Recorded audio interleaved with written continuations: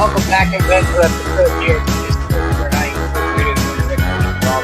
Episode 92. We're going to split up the season tonight.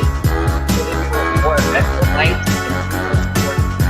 Probably 25 years. Got Knicks felt in 86. The Knicks will win for the first time in 2000. I want to series at MSG for the first time since 1999. Do they have enough in the tank to close out a defending champ that doesn't have their players? Didn't show it in Game 5. Of course, also in the Bronx, the Subway Series Mets game. Long photo with their Yankees game. Well, the World Series dive into the perspective of getting which talk NFL schedule release. Trying to get the net of Liberty, hoping they're heading to tomorrow at the Market Center League. Buffalo Red Bulls and White Sox keep both.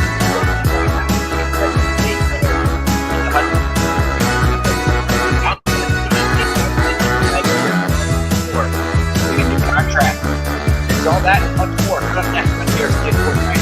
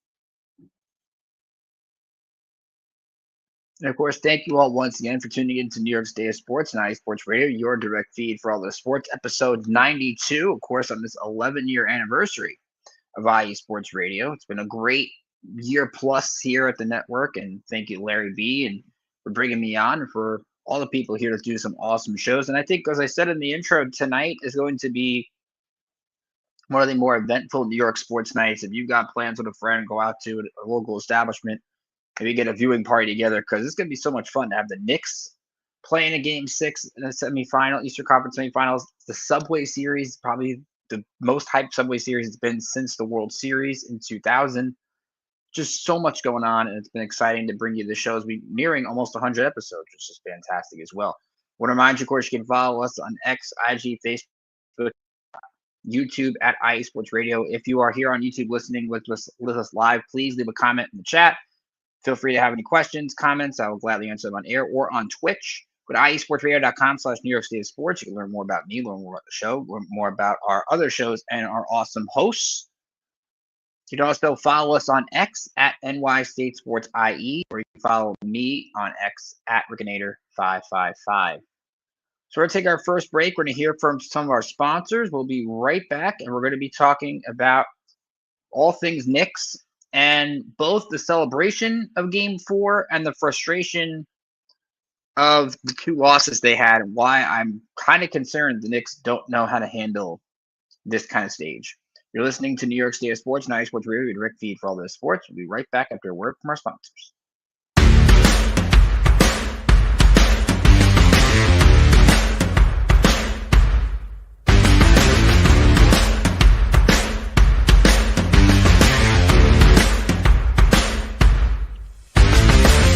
IE Sports Radio fans, this show is brought to you by Planet Jerky Premium Brisket Beef Jerky.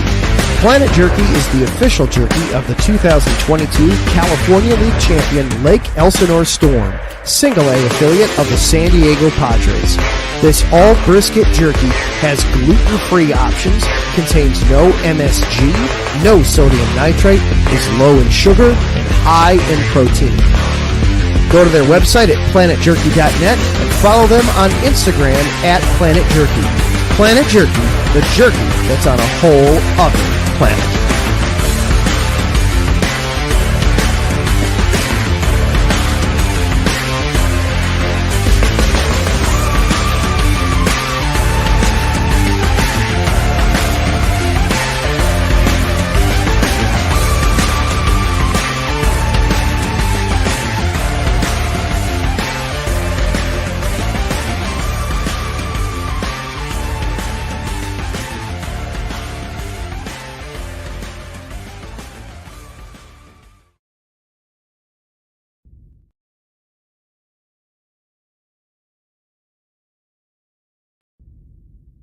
rise and shine. It's 4 a.m. The stars are still out. The sun is beneath the horizon, but it's time to punch in and go to work.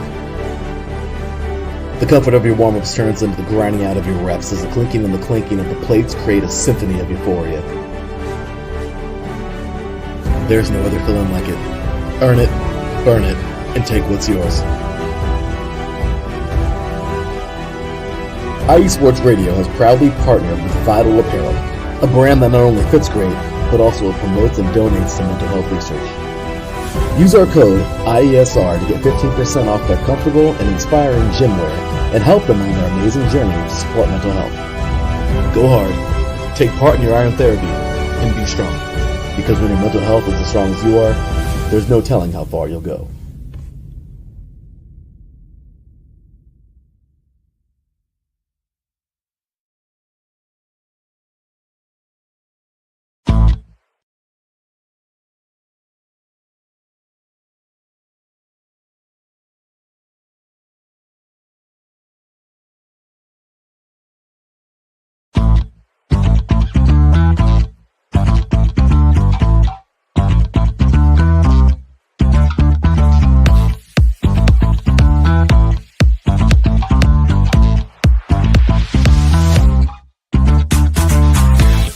Hey there, IE Sports Radio fans. Be sure to check out our sponsor, Seal the Deal Wax Seals by Cecilia B. You just finished your very own wedding or baby shower invitations and you're looking for that extra special touch? Maybe you just wrote a letter to a relative or a friend and you want to add to their smile when they receive it. Then seal the deal with Cecilia's handmade sealing wax stamps for your invitations, letters, and gifts. You bring the deal, we'll bring the seal. You can find them on Instagram at sealthedeal_wax stamps and on Facebook, Seal the Deal Wax Seals.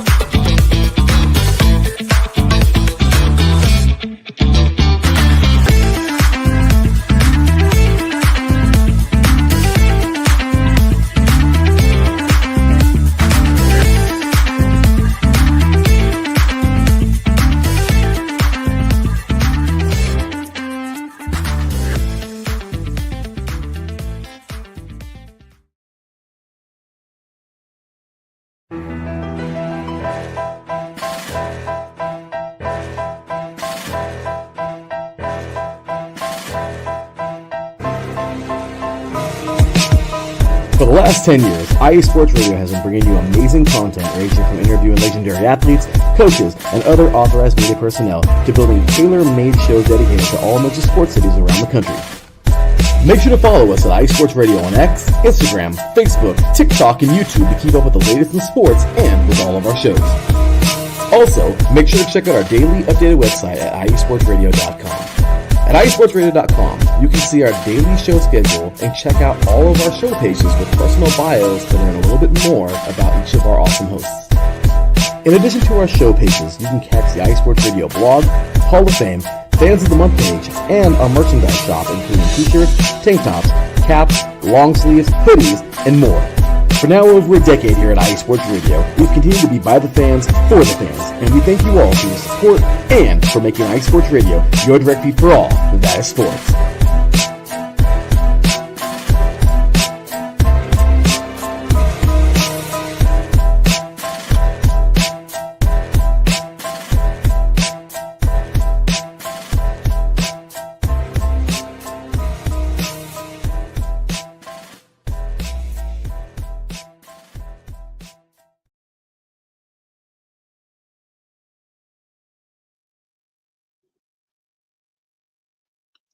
Of course, thank you to all of our sponsors here at IE Sports Radio. Planet Jerky Premium Brisket Beef Jerky. Great snack to have tonight while you're watching some of the great sports both tonight and this weekend here locally in the New York, New Jersey area.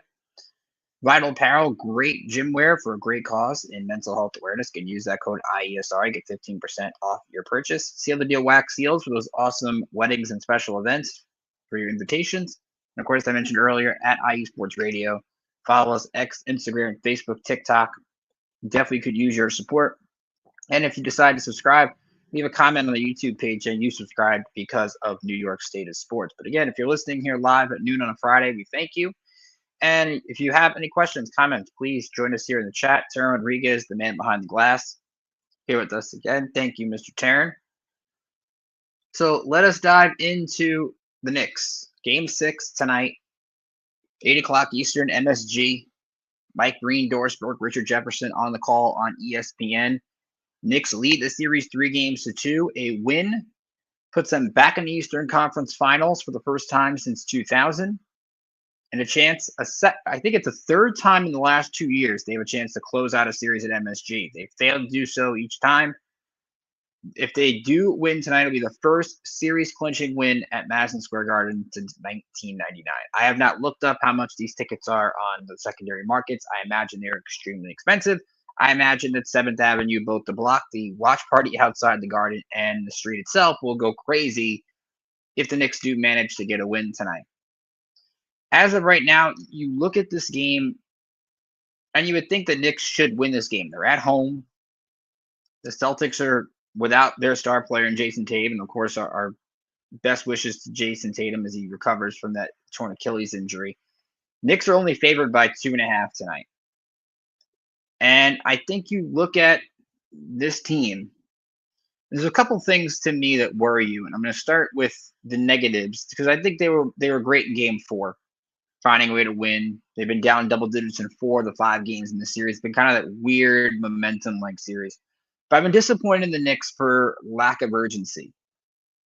You go up 2-0. You win both games at Madison Square Garden. Or not TD Garden, excuse me. You go back to Madison Square Garden. And you lay a huge egg at home in Game 3. Celtics end up winning Game 3, 115-93. Shoot the lights out of the gym. Ended up recording 23s for the game. They had 22 the other night in Game 5. And you hear Jalen Brunson and Josh Hart come out and say that the Knicks did not show urgency. And I hate, one of my pet peeves in sports, I hate when players say stuff like this. And the reason being, why are you coming out and saying you didn't play hard enough? A, it's a playoff game. There's zero reason to not play hard enough. And B, you got the chance to knock out the champs. If they had won Game 3, gone up 3-0, series would have been over. If they had won Game 5, series is over. And you know that you're playing a team that is the defending champions, that has championship experience, that has all this grit, that will not go away quietly. Nor should you expect that. And there was just nothing there. Game 3 to me was the biggest joke. And you look at Game 5. Game 5, the Knicks played very hard in the first half. Mitchell Robinson actually made free throws. Josh Hart had 5 threes. Knicks are tied at the half. They had a 9-point lead in the second quarter. They were actually keeping up with the Celtics despite Derek White and Jaylen Brown going off. And then you go to the third quarter, and I know people are going to try to tell me Jalen Brunson got 5 fouls in the third quarter, ended up fouling out. The Celtics outscored the Knicks 32-17. The Knicks made 4 baskets, 4, the entire third quarter. A lot of that is the Celtics defense. I get that. But the Celtics also were getting to the free throw line, hitting 3-pointers, doing everything they wanted. And what's been annoying about the Celtics in this series, yes, we know they take a lot of threes. They took 84 shots in Game 5, 49 of them were from 3. If you know that's their game, why are you leaving them open for 3? Why are you not having 3 or 4 people on the perimeter and making the Celtics take 2s? Like, I don't understand. I get if they're making contestant 3s and you're defending them, that's great. But you see Derek White's usually open. Peyton Pritchard somehow usually gets open. Jaylen Brown gets open. And maybe it's just the Knicks are banking on that they're going to miss like they were in the first 2 games when they went ice cold during those comebacks. But you can't do that. Not at this stage. So that's really the negatives, I think, is you look at the Knicks and when Jalen Brunson isn't there and Jalen Brunson fouls out in Game 5, to me it looked like it was over. I thought that I was texting with a friend in the fourth quarter early on. The Celtics are rolling. I said, Tibbs should take them all out. Give him the rest of the night. Play the bench. Let's move on. But I expect Jalen Brunson to bounce back tonight. And there's a couple reasons why. And you look at Jalen Brunson, there's a couple stats. Tommy Beer on X had these stats, and they're fantastic. Jalen Brunson, following a loss in the playoffs in his Knicks career, is averaging 34.5 points, 8 assists, and almost 5 rebounds. In those 11 games, the Knicks are 9-2. In his last 3 game sixes, Brunson has scored at least 40 points. So there's no reason to not think Jalen Brunson is going to play better. Celtics did a really good job against him in Game 5. They did a good job of making him earn every basket, putting him in pick-and-roll situations defensively.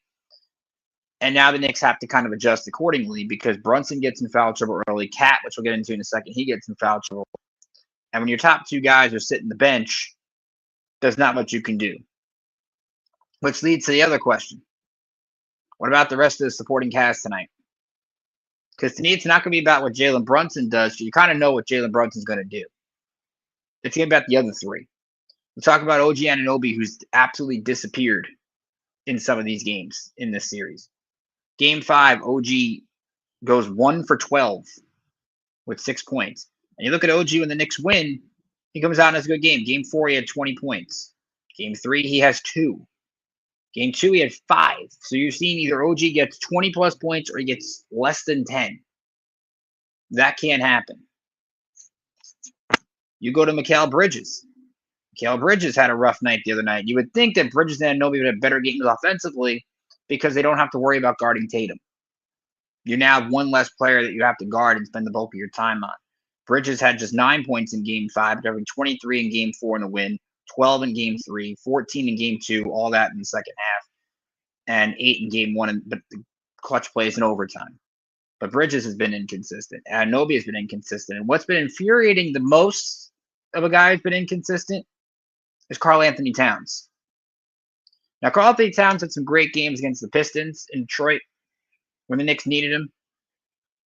And I get that he's averaging almost 20 a game against the Celtics. But you talk about a guy in Cat who was dominated not by Kristaps Porzingis, by Luke Kornet. Luke Kornet had 7 block shots the other day. That's embarrassing that the Knicks can't get into the paint with a guy like Karl Anthony Towns and have the better big man in the series. You talk about a guy in Karl Anthony Towns that every time he gets to the basket, he basically whines for foul calls. And when he doesn't get them, he clearly checks out and goes and has a different way of playing. And that's a problem. And you also have a Karl Anthony Towns that doesn't shoot threes in this series. And normally he's known for that. In this series, Karl Anthony Towns has made 2 threes and he's taken 13 of them. 2 for 13 from downtown. He's got to be able to be confident in that jump shot. Compare that to when he faced the Pistons earlier in this postseason. And he was 12 to 25. He was confident then taking threes. Those 2 wins in Detroit, he was 9 for 15. So he's got to find a way to get going tonight. I don't know how that is. I don't know if you got to draw plays up to get him going, but he's got to play well. And what I want to see this Knicks team do is play consistent for 48 minutes. You've heard talks from Jalen Brunson and the players during this postseason saying the Knicks haven't played their best basketball yet. Tonight might be the best night to play your best basketball because of what's at stake. You lose tonight, you go back to Boston for Game 7 on Monday. And feel free to comment on here. I don't think there's a Knicks fan out there that would feel any confidence that this team could go to Boston on Monday and win. I tweeted the other night, I said, you woke up the defending champion by letting them have a second half like they had the other night. They believe it. They believe in something over there. You look at the way Derek White has played. You look at the way Jaylen Brown has played. You look at the way Peyton Pritchard has played. And the Celtics have had guys step up and deliver. Now, albeit they're mainly a 3-point shooting team, but you look at their line the other night. White got off to the hot start. Brown got off to the hot start. But we mentioned the 10 from Kornet. Pritchard off the bench with 17. Drew Holiday only takes 8 shots, but has 14 points. Very efficient game from him. Al Horford had 12. Now, does that change when you go on the road? We'll see. I think nobody really knows what Celtic team is going to show up tonight. If the Celtics hit 23s again, the series is going back to TD Garden. And if the Knicks do lose this series, I'm not going to blame Tom Thibodeau as much, even though I understand he would be on the hot seat. I would blame the players because I think the players, to me, as I mentioned earlier, 2 chances to show urgency and really put the nail in the coffin on the Celtics, and they laid 2 eggs. Be one thing if they came out, played a close game, maybe Jaylen Brown hits a crazy shot at the end, kind of like you saw at Indiana last year where the Pacers made some really good shots at the end of these games, and you understand that. It's one thing to do that, but to play like that, I don't really know what to expect tonight, to be honest. I think the Knicks will win. I'm hoping the Knicks will win, obviously. But right now, I'm not confident in that. And I feel like I should be a lot more confident. Because if the Knicks win this game, they've got a great shot to go to the finals. They would play the Indiana Pacers. That series, if it's the Knicks, either way, it's going to start on Wednesday, either at TD Garden or Madison Square Garden. I'm looking at the Knicks in terms of playing the Pacers, and we'll try to do something with Big Mike from Indie Sports Nation before the series if that happens. The Knicks have played the Pacers 3 times this year. They scored over 120 points in every game. The Knicks can have a much more free-flowing offense against Indiana than they can against Boston. Boston is a much better defensive team. Boston has a much better defenders, I think, than Indiana does. And we kind of saw it in the playoffs last year. And would really give a chance to the Knicks to right a wrong from a year ago if they were to play Indiana. After they were up 2-0. OG gets hurt. Brunson gets hurt in Game 7. Josh Hart battled some injuries. The Knicks are probably the more healthiest they've been in a long time. And that's what makes tonight so critical because a lot of people feel this is their best chance to get to the finals because you don't know how the NBA is going to look next year. You know the Celtics are going to look different. Cleveland obviously is going to be back, even though they're disappointed to see what the Cavs did. But who knows where Giannis goes? Does Giannis go out west to a team like Oklahoma City or San Antonio? Or how does the West look? You look at also what's happening in Minnesota. How would it look if the Knicks lost this series while Julius Randle and Dante DiVincenzo are playing in the Western Conference Final? And you gave up those 2 to get Cat. And if Cat disappears and those 2 make it, that's going to look really bad for Leon Rose. It would also look really bad for Leon Rose. The Knicks lose the series. He brought in Mikal Bridges to beat the Celtics, and they didn't beat the Celtics, who didn't have Tatum for 3 games. So all the pressure on the world tonight is on the Knicks. No question about that. I don't think there's any pressure on the Celtics because I think if you listen to my man Brian Francione from Beantown Sports Pound, B Mad Dog, he'd tell you the same thing. The Celtics, I think, right now are playing with house money. Nobody expects them to win this series. If they do, great. They get to go to the conference final. Their expectations change. The Knicks the same way. Nobody expected them to beat Boston, but now that you were up 3-1, the expectations change.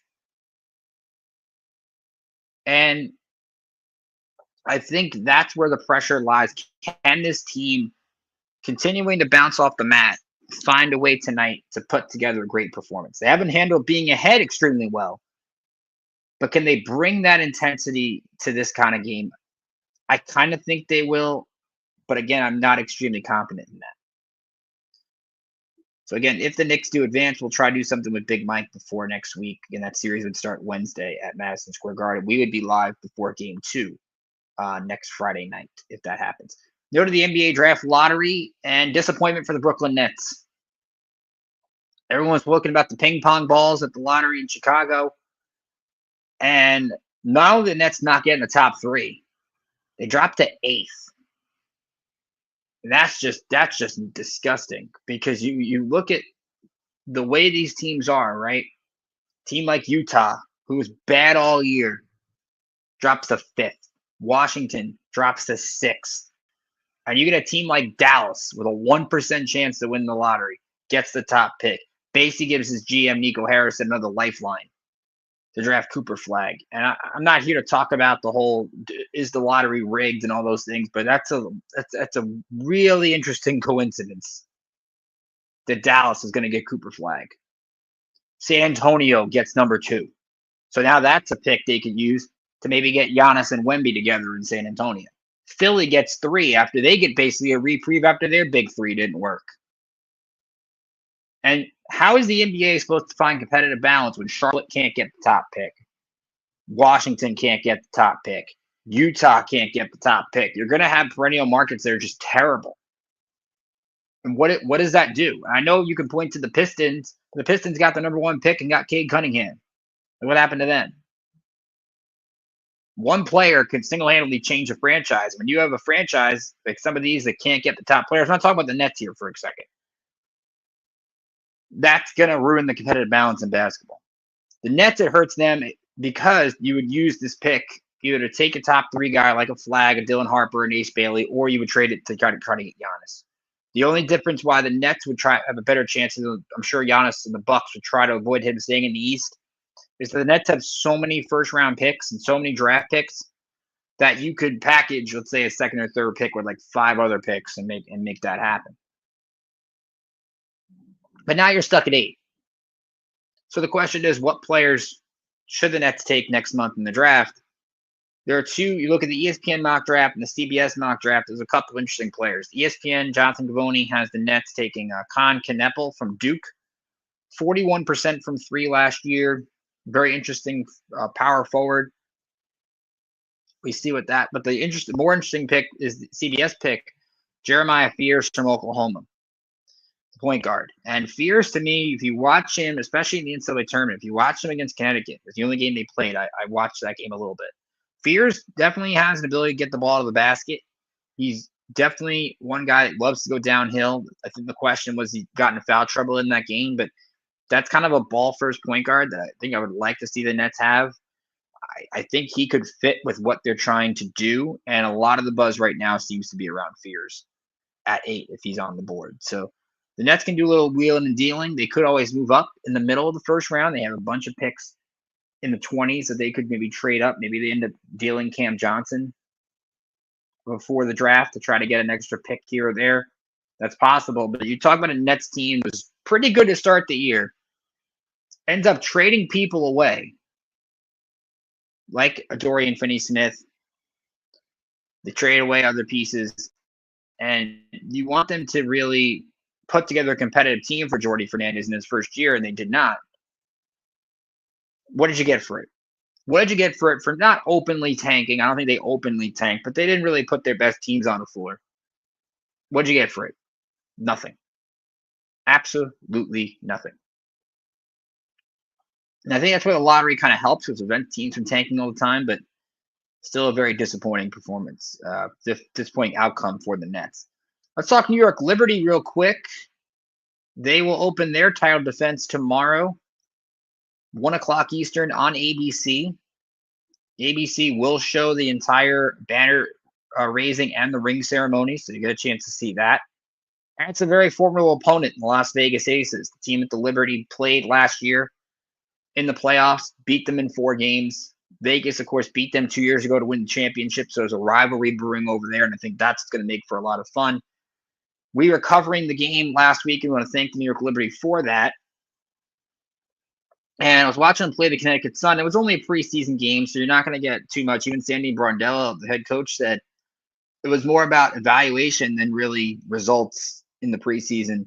They lost to Connecticut that night. They played a fun exhibition out in Oregon against a Japanese team, the Antelopes, on Monday. It was good to see Sabrina Nescu and Nyara Sabali get a chance to play at the gym they used to play in college.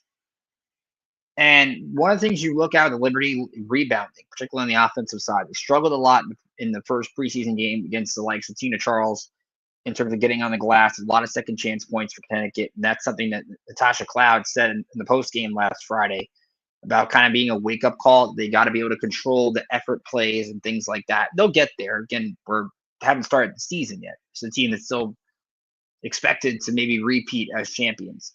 The Aces are going to look a little bit different. They don't have Kelsey Plum. She got traded in the offseason, but still, you look at this group with Asia Wilson, definitely one of the more top 5 favorites in the WNBA. Becky Hammond's a great coach. And from the Liberty side, no Benijah Laney Hamilton. Liberty suspended her contract for the rest of the year. She's out after getting hurt in Unrivaled. But I was very intrigued to find out a couple of players. Rebecca Gardner, who of course the Liberty got from the Sky last year, but she tore her ACL, so she didn't get to play. She's a player I think that could be a big help to this group. And Jalen Sherrod, she made the team, second-round pick last year. When she was playing in the second half against Connecticut in the preseason, she showed so much energy, and the players I think are really behind her. Natasha Cloud's been like a mentor to her. She's a player I'm interested to see how much she does with expanded minutes this year off the bench. She could be a big help there. And it's going to be a tough schedule for Liberty out of the gate. You've got Vegas tomorrow. On Thursday, you take on Chicago, of course, with Angel Reese, and that's going to be a tough matchup. And then next weekend, you got Caitlin Clark in Indiana, who have really improved their team, added some veterans around Caitlin Clark, added a great coach in Stephanie White. That's going to be a CBS game a week from tomorrow. So it's two national televised games for the Liberty for the first 3 games. We're going to see really what this team is. It's going to be an early test. Brianna Stewart, remember, didn't play in the first preseason game. Neither did Leona Fevich. But this is a group that has depth. It's going to need a little bit from a couple of their bench. Maybe a Kennedy Burke.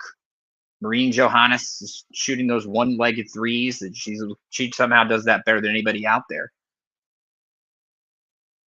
But this is a group that I can see winning a championship. If you're looking for odds in this, the ESPN bet has Liberty favored by 3.5 tomorrow in that matchup against Vegas. So it should be a fun scene at Barclays Center. If you get a chance, check that out. If you get to go to the game, that's great too. But again, thanks to Liberty. They had us, we were covering the game on Friday. It was a lot of fun, so thank you to them for that. We'll take a quick timeout. We'll be right back, and we will talk Subway Series, Mets, Yankees. Doesn't get any better than this when 2 teams are really good and when one superstar is at the center of attention this weekend. How does he get received? How should he get received? I'll tell you all that after the break. You're listening to New York State of Sports and IE Sports Radio, your direct feed for all that is sports.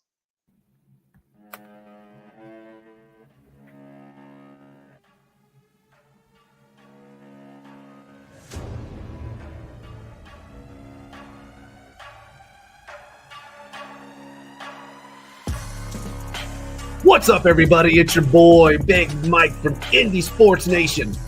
Come hang out with me each and every Friday, 5 p.m. to 6 p.m. Eastern Time, where we talk things Indiana sports. We talk Colts, Pacers, Fever, Indy Ignite, and we dive into the college scene as well.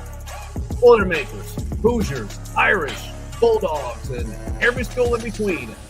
And we don't stop there. We'll sprinkle in some NHRA and cover the IndyCar Series. From the turf to the hardwood to the track, we got you covered. Come hang out with your boy, Big Mike, each and every Friday, 5 p.m. to 6 p.m. Eastern Time. Indie Sports Nation, right here on IE Sports Radio, your direct feed for all that is sports.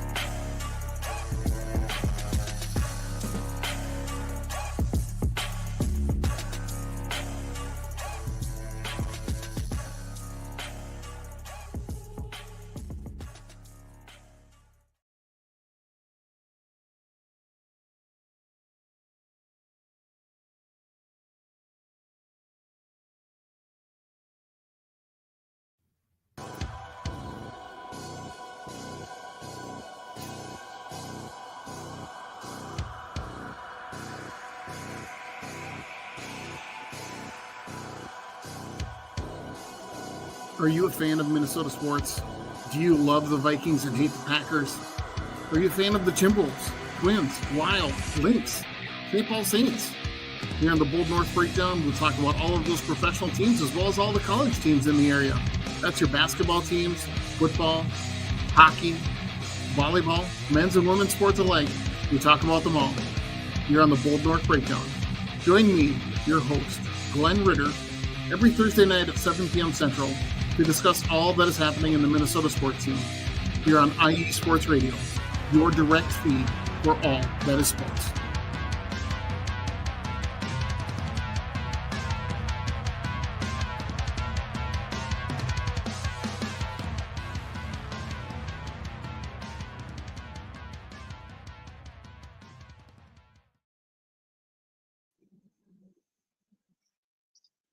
Welcome back, everybody, to New York State of Sports and Sports Radio, your direct feed for all that is sports. Ricky K here with you as we get set to go from the hardwood to the diamond. Subway Series tonight in the Bronx. Mets at 28-16. The Yankees at 25-18. Two of the better records in the sport. And as I said earlier, it's probably one of the more hyped Subway Series in 25 years.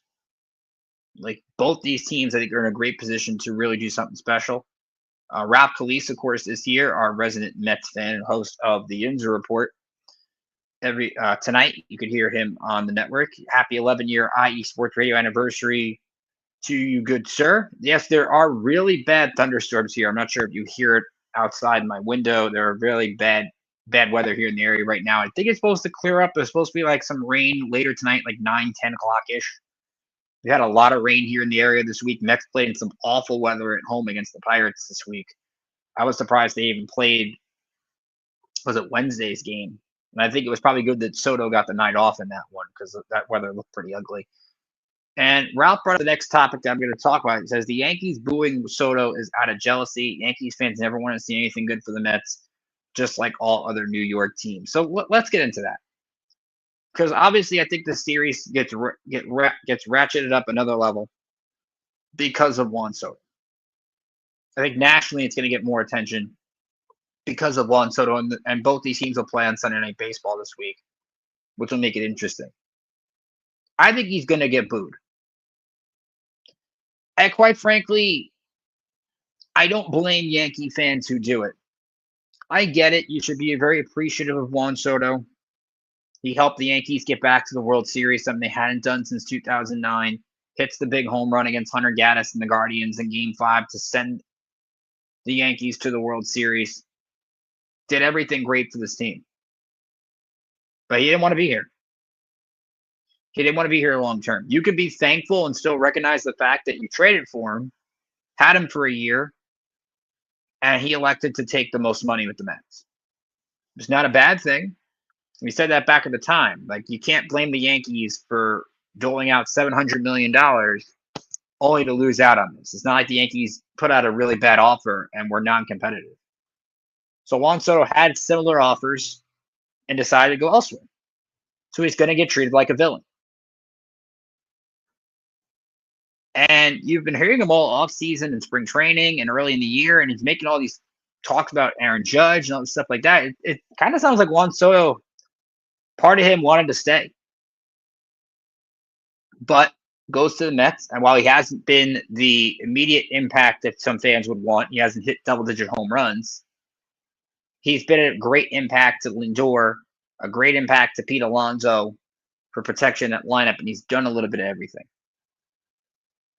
He's been that on-base guy, and I think he's going to thrive in this series because one thing if we've learned from watching Juan Soto here in New York over the last year plus, he loves being the villain. He embraces the stage, embraces being the guy, and it would not shock me if he hit maybe not one but 2 home runs this weekend and trotted around the bases and kind of did some bat flips and stuff like that. That's the kind of things you're going to expect in this series from a player like him.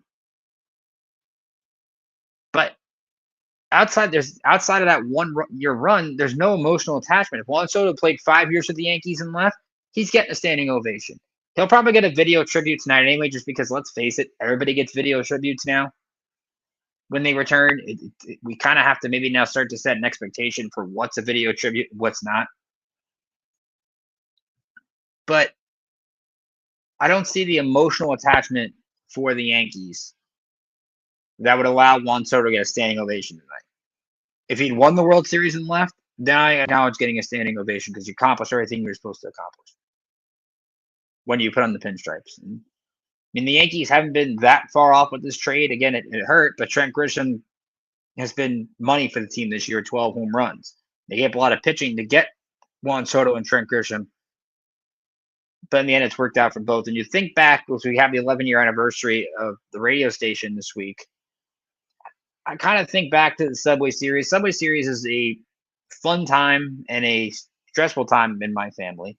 Of course, me supporting the Yankees and my family supporting the Mets. And we find that we can't watch the game in the same place because one can't be happy for the other. And I think that's really like we both want to cheer and both want to be like happy and go crazy, but you're also cognizant of how the other fan in your family feels, and that's why I think a Subway Series, World Series, at least in my family, would be very stressful. So we try not to. We understand it might have to happen, or sometimes last year it looked like it was going to happen, but we don't root for it. And for some fan bases, they do. There are Yankee fans, like Ralph brought up earlier, that hate to see anything good happen for the Mets. There are Met fans that hate seeing anything good happen for the Yankees. I don't know if I would call them rivals necessarily, just because they play in the same city. I don't really think Mets and Yankee fans are rivals the way Yankees and Red Sox are rivals, or Mets and Braves are rivals. I think these are just two very fun series. We have 3 at the Bronx this weekend and 3 in Citi Field July 4th weekend. That's where I think these games mean a little bit more from that standpoint. They're games that mean more, but I don't really know if they're rivals. And I think you look at the Subway Series, the Mets are 12-6 in the last 4 years, since dating back to 2021 against the Yankees. So Carlos Mendoza's done a really good job against Aaron Boone, at least last year. We're going to see what happens this weekend. And to me, the Yankees have the most to gain, most to lose here. Because you look at the pitching matchups here on the bottom of the screen, you have Tyler McGill against Carlos Rodon tonight, Griffin Canning against Clark Schmidt tomorrow afternoon, and David Peterson against Max Fried Sunday. Now, the Yankees finally lost the game that Max Fried pitched, but they lost next inning. So Max Fried still is yet to lose a decision as a member of the New York Yankees. But if you saw those matchups there, the Yankees are throwing their 3 best starters in this series. Now, they're not doing it on purpose. The Yankees obviously don't really have a 5-starter right now. They've been using Ryan Yarborough. And if Aaron Boone gets a chance with an off day to skip the 5-starter, he's going to do that to keep people on normal rest. So it just happened to line up that Max Fried was pitching Sunday night.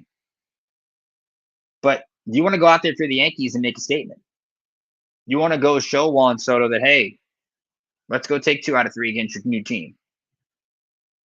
You want to kind of show the Mets that, hey, we're still in charge here. The Mets, ever some with the Soto stuff, the fans start thinking they're the big brother in town. They're the team everybody wants to see. And I think both can have success in this town. I don't get the whole little brother, big brother stuff to me. Because Mets are good. I mean, I think you could say the Mets are 28-16. They went 4-2 this week. They took 2 or 3 from the Cubs, took 2 or 3 from the Pirates. They're 17-5 at home. 17-5. Citi Field has become a real home field advantage this year. After they didn't have a great attendance last year at Citi Field, they've definitely won up that this year. So props to the fans for going out to the games. And you're getting big hits like Sunday. 2-2 tie game in the 8th. Lindor delivers. Nimmo delivers. And they find ways to win. Brett Beatty getting a chance now with Jesse Winker on the IL. He has stepped up. He had 2 home runs on Saturday night. They lost the game, but Brett Beatty drove in all 5 runs. And it also puts pressure on Mark Vientos a little bit. He's been off to a rough start. That maybe Beatty gets time at third base. This has to be Brett Beatty's time. The Mets have given him chance after chance after chance after chance. Eventually, it's either going to be he hits and stays or they trade him to get something else. But right now, it's good to see Brett Beatty making the most of the opportunities he's been given. Now you look on the other side, look at the Yankees, and Yankees went out west, took on Sacramento, and that is a weird ballpark to play in. You saw it Saturday. The outfielders were having a really tough time judging the wind and stuff like that out there. But the Yankees go into Sacramento. They take a couple of games, lose a tough one Saturday because their bullpen didn't deliver. After being down 4-0, Carlos Rodon had 10 strikeouts, no walks, but still gave up 4 runs, thanks to a pair of homers. So the Yankees take 2 or 3 in Sacramento. And then they go to Seattle. Mariners have been a good team. They smoked Seattle Monday, 11-5. They lose a tough one on Tuesday. They tied it in the 9th inning. Brian Wu did an excellent job against Fried. And the Yankees have had this one problem for years that just always bothers me. They never win extra inning games on the road. they have a really tough time with the runner on second trying to get somebody in the top of an inning. And even the other night, in the 11th inning, they had second and third. 1 out. Fly ball scores a run. Can't do it. It's one of those things you don't have an explanation for it. You don't really know who to blame for it. But it's just kind of weird. And it's also weird. They always find a way, it seems, to lose a weird game in Seattle. That was one of them. You go to Thursday, or Wednesday, I should say. Rubber game in this series, chance to clinch a winning road trip. Mariners get ahead 2-0 early against Will Warren. But the Yankees battle back. Very impressed with how they played. Jason Dominguez gets a double in the 6th, puts them on the board. Paul Goldschmidt, a pinch hit home run in the 7th to tie it. And then Aaron Judge, his 15th home run of the year. He's now tied, of course, with Kyle Schwarber and Shohei Ohtani, who had 2 last night. But it still begs the question, why are you pitching to Aaron Judge? Like, I don't get this.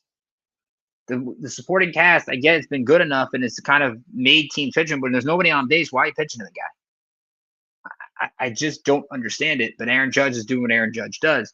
The Yankees did take a major hit in this series. They lost out on Oswaldo Cabrera, who fractured his leg. It was a really scary play the other night. He touches home plate, goes back to touch it again, and kind of falls down.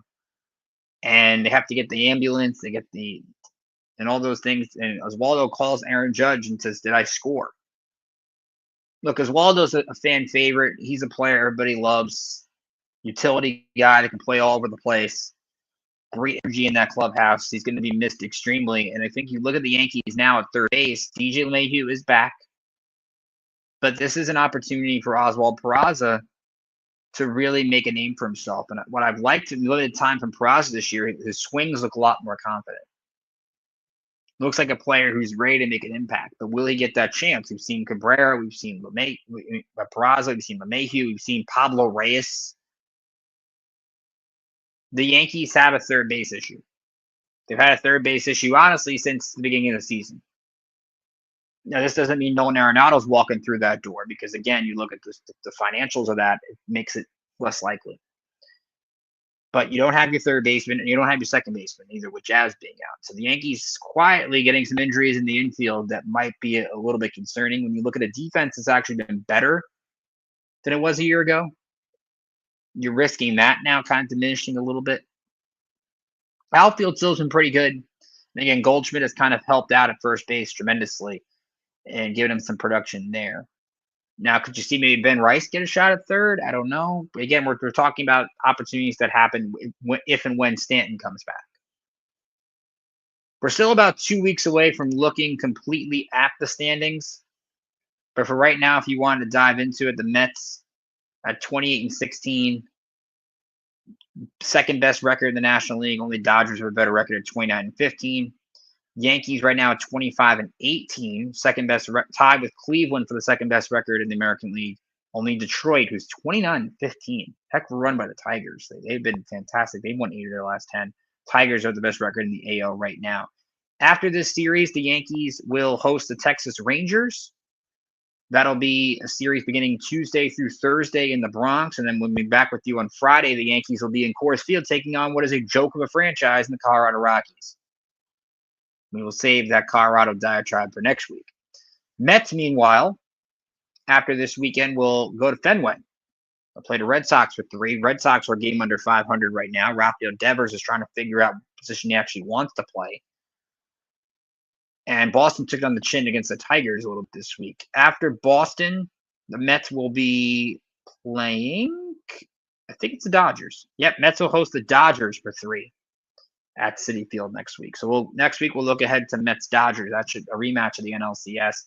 Dodgers have a ton of pitching injuries, but Clayton Kershaw expected to be back on Saturday. So you probably might see Kershaw this next weekend at Citi Field. So a good Memorial Day appetizer for Met fans. Get a chance to see the Dodgers coming to town. So let me know, what are your thoughts on the Subway Series? Who do you think takes the series this week? I think it's the Yankees. I think their pitching's been good, but don't discount the Mets pitching. Griffin Canning has been one of their better guys this year.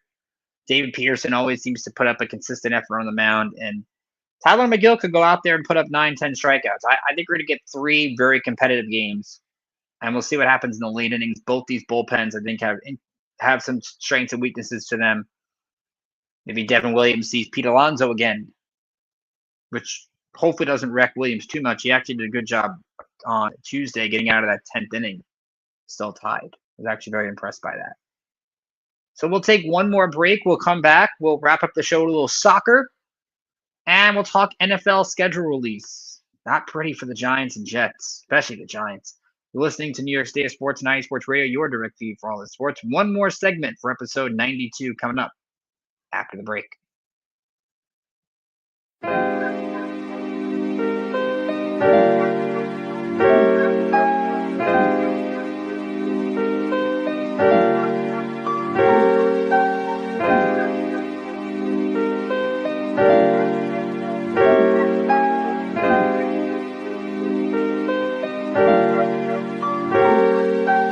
Hello, ladies and gentlemen. My name is Davidson.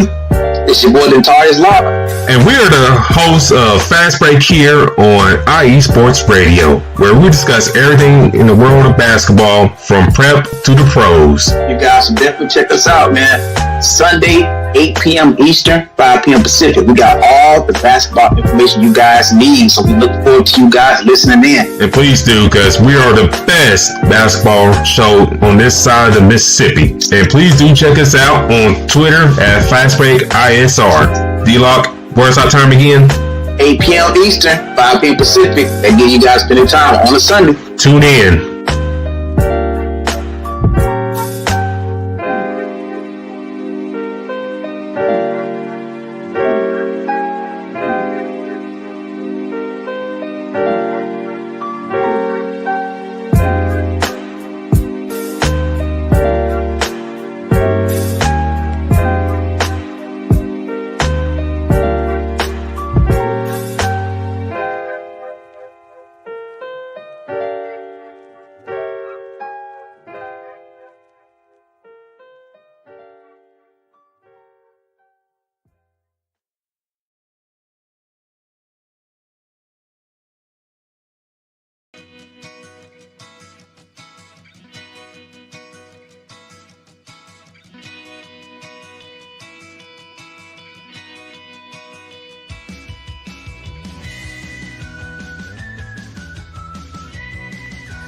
Cleveland and Columbus sports fans, I've got the show for you.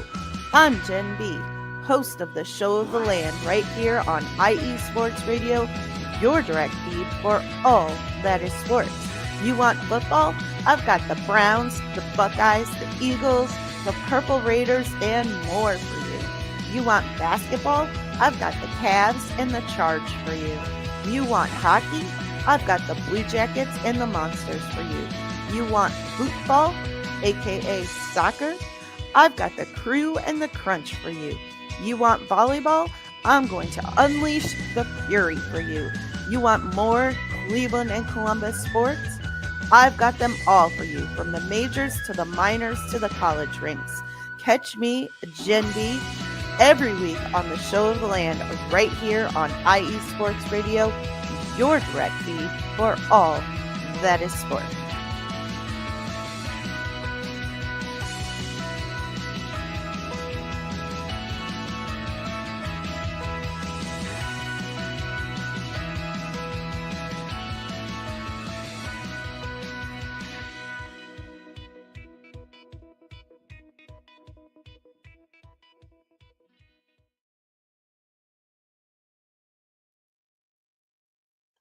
And welcome back to New York State of Sports and IE Sports Radio, your direct feed for all that is sports. Ricky K here with you as well as we get set to talk some soccer. Moving on from baseball, and it's been a rough time for the local soccer teams. Definitely want to dive into some of those issues. Let's start with the Red Bulls, who have yet to win a game on the road this season, and that trend continued on Wednesday against Nashville. Ended up taking a 2-1 loss in that game. Choupo-Moting ended up getting a goal in the 56th minute to tie it at 1 after Patrick Yazbek scored in the 34th minute for Nashville, but then Hani Mukhtar scored in the 63rd minute to give Nashville win. Now, Nashville's been a good team this year. They're 7-2-4. They got 23 points, so It's not a bad loss, but again, you look at a Red Bull team that just seemed to can't win games away from home, and it's also coming off of the monumental win they had Saturday. We haven't gotten a chance to talk about that. The 7-0 win over the Galaxy. It's not quite revenge for MLS Cup, but it is as dominant performance you can have. And the Galaxy have 0 wins this year. They've been awful. That's the kind of game you have against an awful team, unlike NYCFC, which we'll get into in a minute. But Choupo-Moting with 2 goals, Forsberg with 2 goals, Harper gets a goal, Jengar gets a goal. They get an own goal as well, just to add insult to injury for the Galaxy. So that was a party Saturday night at Sports Illustrated Arena for the Red Bulls. And to come out and then not play well, yes, it's on the road, but you would want to see a better result that puts this Red Bulls team right now at 8th in the East. Of course, they will have the round of 16, the U.S. Open Cup, coming up on Wednesday. They will host FC Dallas in that one, so they'll try to make the next round there. Those two teams have met. They met last year, March 9th. The Red Bulls won 2-1. There was a draw in 2022. So those have been the last 2 matchups that New York has had. They will not have another road game, I believe, until next Saturday when they play DC United. So hopefully they will bounce back, but disappointing nonetheless from them. Meanwhile, you talk about a team that's been disappointing. Give me NYCFC. We talked about it last week, losing in the U.S. Open Cup, the only MLS team to lose in U.S. Open Cup. Kind of an embarrassing thing for Pascal Janssen his first year. And then you play a team in Montreal who hadn't won a game all year. And Prince Owusu from Montreal scores in the 48th minute, and NYCFC ends up losing that game 1-0. Man, it's just 2 shots on goal, just no aggressiveness on offense. Tough loss there. And then they go to DC United on Wednesday. They get a point, but they go 0-0. They have not scored in 3 straight games since beating Cincinnati. And that's a problem. When you have to rely on Alonso Martinez and Julian Fernandez to put the ball in the net, you're not going to win games. You're not going to score goals consistently. And both these teams right now are tied for 8th in the East, but the Red Bulls have far more scoring options. They have far more of an offensive attack. Right now, you're just not seeing that attack from this team, and that's a problem. The last time NYCFC scored more than 1 goal in a match, you got to go back to March 29th when they lost 4-3 at Atlanta. Even their wins, April they lost 2-1 to Minnesota, 1-0 against Philly. They won. They lost 2-0 to New England, won 1-0 over Toronto. They're not putting the ball in the back of the net on a consistent basis, and you can't win games that way. So tomorrow, 4:30 at Citi Field, it is the Hudson River Derby, NYCFC against the Red Bulls. Of course, the Red Bulls beat NYCFC at Citi Field last year in the postseason.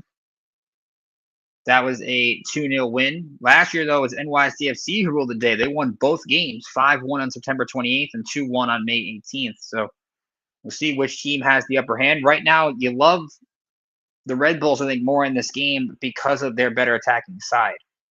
And even though right now on the money line they're plus 225, I guess because they're on the road, but I think right now I trust their offensive scorers in Choupo-Moting and Forsberg more than I trust what NYCFC is doing, because look at the matchup in net. Carlos Cornell is not that far off from Matt Freese. It's just not. So that's going to be a fun matchup. Both these teams identical records, 5-3-5. We'll see what changes. NYCFC will play again next Sunday. That'll be at home against Chicago. They have 3 straight home games coming up. So this is where NYCFC needs to get some wins before they head to Nashville at the end of May, beginning of June.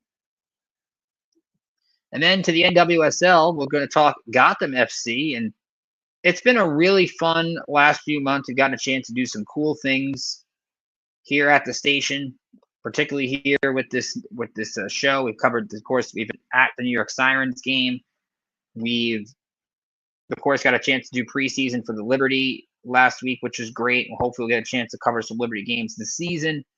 But we'll be out tonight at Sports Illustrated Stadium covering Gotham FC against San Diego. And it's been an interesting time for Gotham.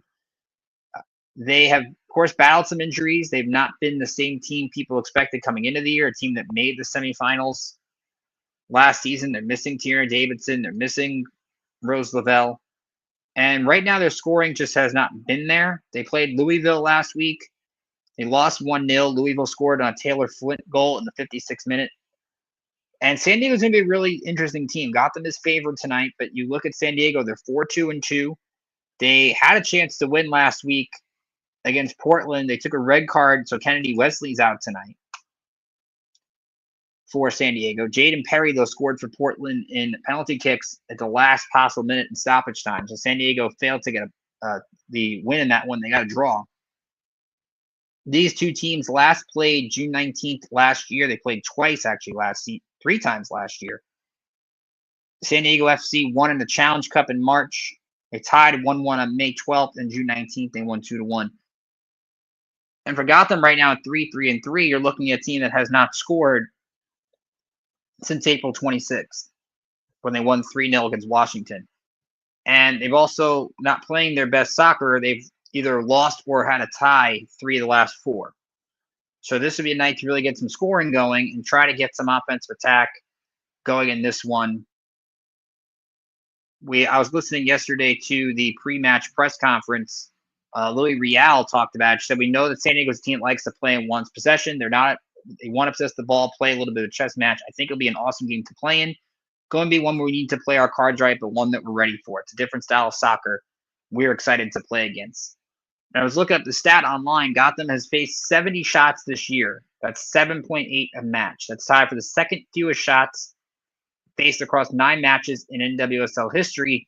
The only team that has faced less was North Carolina Courage. Only saw 56 shots in 2018 in 9 games. So the defense is there. Emily Sonnet, who's now got over 150 appearances, definitely is leading a strong defensive unit. But we got to see what happens on the offensive side tonight. I think that's a big key. And their leading goal scorer, Esther Gonzalez, who has 7 goals in 12 games. It was reported, I think, late last night, early this morning. She's going to have a 2-year contract extension until 2027.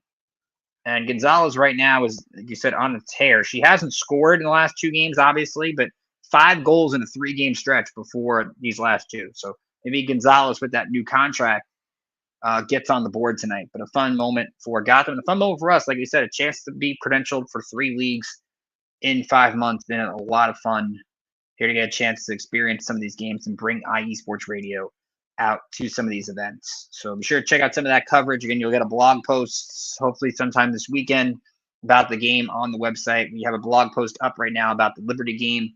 So be sure to check that out. Mike Pat does a good job running our blog, in addition to hosting Let's Wine About DMV Sports and the Bullpen Bulletin, which you can catch with myself, Mike, and Alden K every Tuesday, 9 p.m. Eastern, here on IE Sports Radio.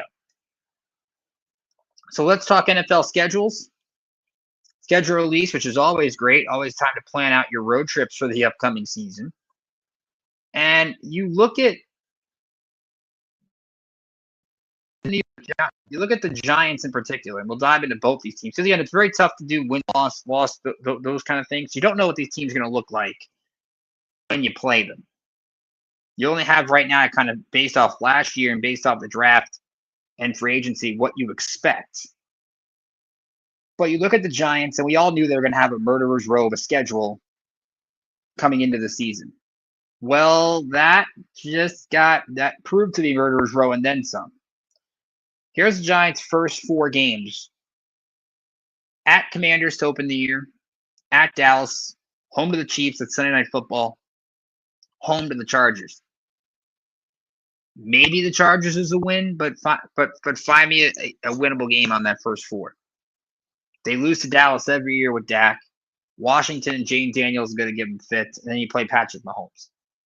Again, find me a win. So they get the Saints week 5 in New Orleans. Saints are a mess. Derek Carr retired. We'll see if Tyler Shuck gets to be the quarterback there, but let's say the Saints is a win, right? Here's the next few. Eagles at home. That's a Amazon Prime game on October 9th. At Denver, at Eagles, home to 49ers, at Bears, home to Packers, at Lions. That's by the way up until December, and they have a December bye this year, so that's going to really hurt the Giants one way, shape, or form. That's a tough stretch for whoever the quarterback is. Most likely it's Russell Wilson. But you can have a really improved team like the Giants might have, and they might only win 4 games. And it's basically because this schedule is absolutely brutal. It does give them an opportunity, though, to see if Jackson Dart plays. And this would be Jackson Dart's last few games. Let's say they decide in December to play Dart. New England, that's a Monday night game in Gillette on December 1st, which I don't get why Giants-Patriots is a Monday night game. I don't see the appeal to it that much. Commanders at home after the bye, home against the Vikings, at Vegas, and then home to Dallas. So there's opportunities there to do something special and see Jackson Dart. Maybe it saves Brian Dable's job a little bit. There's opportunities there for sure. But again, you can see a Giant team that's improved and still it finds a way to lose a handful of games. It is not going to be a pretty year at the Giants. Just call it what it is. Now let's talk Jets. And the NFL, we trying to do something interesting week 1. Now, we don't know what's going to happen with the whole Aaron Rodgers stuff. Whether he decides to go to Pittsburgh or not, which is crazy that we're almost in late May and we still don't know this answer. But the odds, it's right now it is Steelers Jets week 1 at MetLife, where it could be Aaron Rodgers' return to MetLife against Justin Fields against his old team in the Steelers. And that could be a pivotal game for the Jets because, again, here's their first few games and why that's a swing game. They're home to Buffalo the next week, so 2 home games to begin the year, but against Pittsburgh and Buffalo. At Tampa, Monday night game at Miami, home to Dallas, Denver, and London. That's a tough stretch. That is a brutal stretch of games to begin the season. Then you have Carolina at home, winnable game. At Cincinnati, home to Cleveland, winnable game. I think that's after the bye. Prime video game with New England on November 13th. That's at Gillette. At Ravens, home to Falcons, home to Dolphins, at Jaguars, at Saints, home to Patriots, at Bills. So if the Jets can get through that early stretch, again, you look at from November 9th on, Cleveland's a winnable game. New England, I still think you can win at least one of those. Ravens is a tough one. Atlanta's a tough one, but you get Atlanta at home. Miami at home in December. Jacksonville. Saints, winnable game. And the end of the Buffalo. So the Jets, as long as they don't collapse earlier in the year, they should be in a good situation. But again, it's really tough to do the whole win, loss, win stuff because you just don't know what these teams look like. I think that is really the issue with looking that far into the future. And we'll wrap up with this. We've been talking about it on Bullpen Bulletin a little bit. Softball regionals are in full effect this weekend. NCAA tournament underway. Well, some local teams are in the mix. We'll start with Marist. They are in the Texas A&M regional. Right now, they are action against Liberty. That game is no score going to the bottom of the first inning. There's double elimination, by the way, in that tournament. So the winner of that one, you would think, will play Texas A&M in the next game, but we'll see what happens there. Other local teams in action. We have Binghamton playing later tonight at the Eugene Regional against Stanford. That's at 5 Eastern. I think that's it. There was, I think, one more. No, I think that was it. Okay, so Marist and Binghamton, the only local teams right now in terms of softball that are going to be in action tonight. So good luck to Marist and good luck to Binghamton in those respective efforts. So that's going to do it for episode 92 of New York State of Sports. Again, a fun atmosphere tonight in New York sports. We have Celtics Knicks Game 6. Knicks trying to get one of the biggest wins this franchise has had in 30 years. We know Jalen Brunson's going to bring it, but can the other New York teams bring it? The other New York players bring it. Miguel Bridges rises to the game. Pat rises to the game. And OG rises to the game. Knicks knocked out the Knicks fans and took a trip to have home court to the Eastern Conference Finals against Indiana.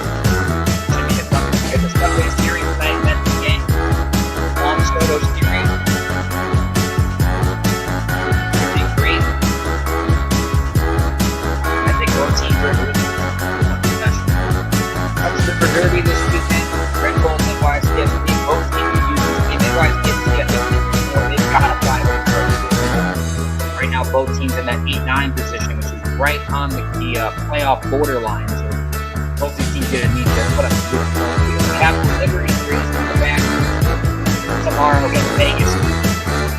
Great matchup to start the season against Liberty's first three games up. Vegas, Chicago, and Indiana. That's the way you want to start. Where this team is, get some more diamond. Andy Barnell's coming out at Tasha Black. Got that against San Diego game tonight. After those great stadium should be a fun atmosphere. Broadway night underway. That's their flowers.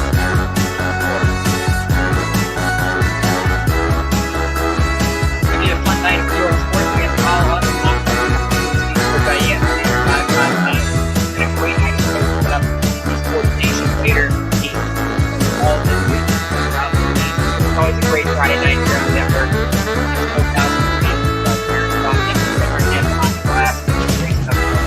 Here on the network, got Larry B.